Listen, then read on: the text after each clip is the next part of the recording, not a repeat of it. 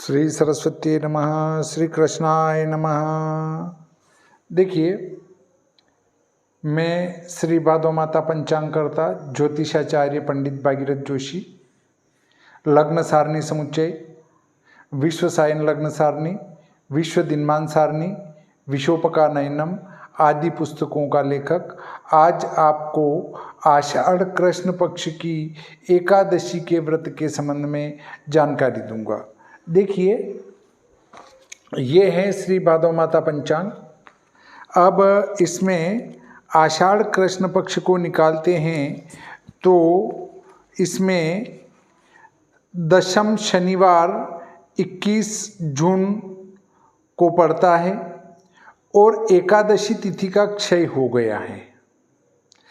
तो एकादशी निर्णय के संबंध में धर्म सिंधु, निर्णय सिंधु आदि ग्रंथों में स्पष्ट लिखा है कि यदि एकादशी का क्षय हो जाए तो दशमी तिथि के दिन ही एकादशी का व्रत भी कर लेना चाहिए। इस मान से एकादशी तिथि का व्रत दशमी शनिवार 21 जून 2025 को ही शास्त्रोक्त रहेगा। इसी दिन विश्व योग दिवस भी है और सायन सूर्य भी यहाँ पर राशि बदल रहा है और कर्क राशि में प्रवेश कर रहा है। कर्क राशि में प्रवेश जब सायन सूर्य करेगा तो दक्षिणायन भी प्रारंभ हो जाएगा और वर्षा ऋतु भी प्रारंभ हो जाएगी। तो 21 जून को आपको एकादशी का व्रत करना है। योगिनी नाम की एकादशी है जिसको सर्जला एकादशी व्रत भी कहते हैं। अब इसके पारणा के संबंध में बात करते हैं तो देखिए, शास्त्रों में अधिकांश रूप से लिखा गया है कि आषाढ़ शुक्ल पक्ष में अनुराधा, भाद्रपद शुक्ल में श्रवण और कार्तिक शुक्ल पक्ष में रेवती, ये तीनों नक्षत्र उनकी द्वादशियों में पड़ते हो। अर्थात आषाढ़ शुक्ल की द्वादशी को अनुराधा हो, भाद्रपद शुक्ल की द्वादशी को श्रवण हो और कार्तिक शुक्ल की द्वादशी को रेवती हो, तो वहाँ पर हरि वासर होता है, अर्थात भगवान हरि का उस तिथि में निवास होता है। ऐसी अवस्था में एकादशी का व्रत 2 दिन किया जाता है। तो अब चूंकि यहाँ पर हरिवासर नहीं पड़ रहा है, परंतु एक अन्य मत और प्रचलित है जिसके अनुसार द्वादशी तिथि के 4 भाग करना और प्रारंभ का चौथा भाग जो है वो हरिवासर संज्ञक होता है, ऐसा कुछ शास्त्रों में कहा गया है। स्पष्ट रूप से मत पहले बताया। वैसे तो आपको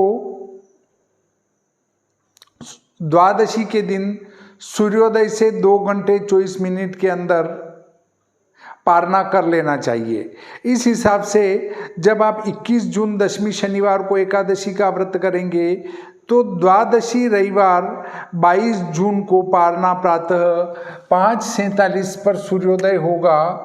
5:47 सूर्योदय और 2 घंटे 24 मिनट तक पारना कर सकते हैं।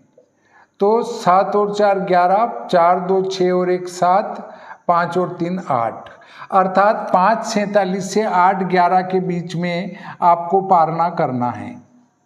अब आप यदि ये मानते हैं कि द्वादशी का चौथा भाग पहले का प्रारंभिक चतुर्थांश भी हरिशयन मानेंगे तो उस द्वादशी का प्रारंभिक चतुर्थांश 9:42 तक रहेगा।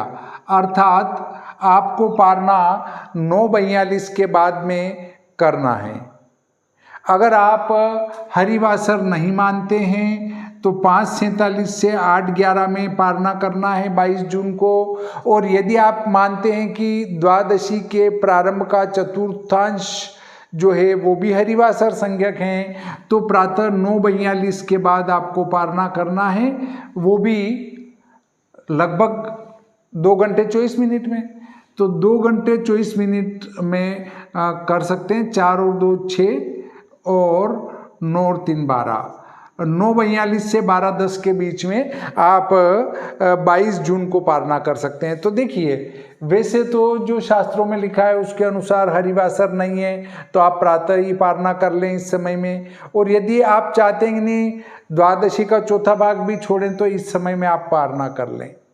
ये एकादशी जो सर्जला एकादशी या योगिनी नाम की एकादशी हैं, उसका निर्णय मैंने आपको श्री भादव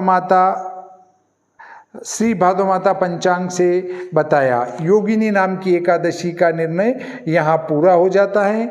इस प्रकार आज का ये प्रकरण यहीं समाप्त करते हैं। श्री सरस्वती नमः। श्री कृष्णाय नमः।